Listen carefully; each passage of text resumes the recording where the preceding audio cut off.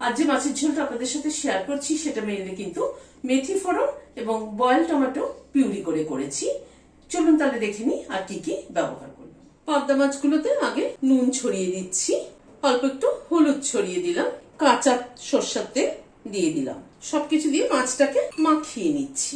এখানে একটা আলুকে লম্বা করে কেটে নিয়েছি আর 4টে পটলকে এরকম মাঝখান থেকে অর্ধেক করে কেটে নিয়ে সরষের তেল দিয়ে দিচ্ছি। তেলটা গরম হয়ে এসছে, পাবদা মাছগুলো ছেড়ে দিচ্ছি। পাবদা মাছ কিন্তু ভীষণ ফোটে, সেই জন্য ঢাকাটা সবসময় আগে একটু রেডি রাখতে হয়। কয়েক সেকেন্ড পরে ঢাকনাটাকে সরিয়ে দিচ্ছি। মাছগুলো সবগুলোকে ভেজে তুলে নিলাম। ওই তেলে 8-10টা বড়ি প্রথমে ভেজে নিচ্ছি। বড়ি কিন্তু সবসময় একটুখানি বেশি তেলে বড়িটা ভাজতে হয়, তা না হয়তো বড়ির ভেতর কিন্তু কাঁচা থেকে যায়। ভেজে তুলে নিলাম।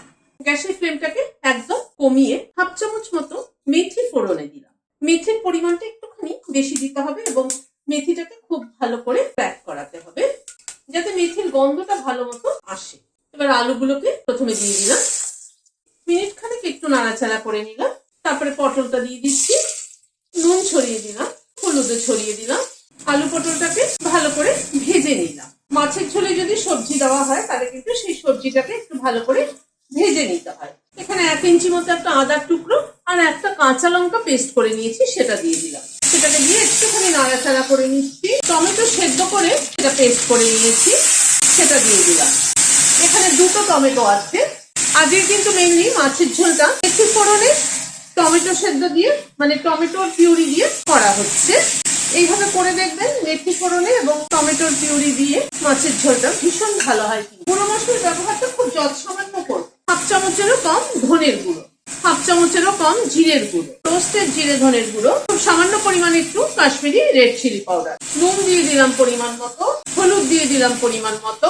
সবকিছুকে দিয়ে মশলাটাকে কষিয়ে নেব।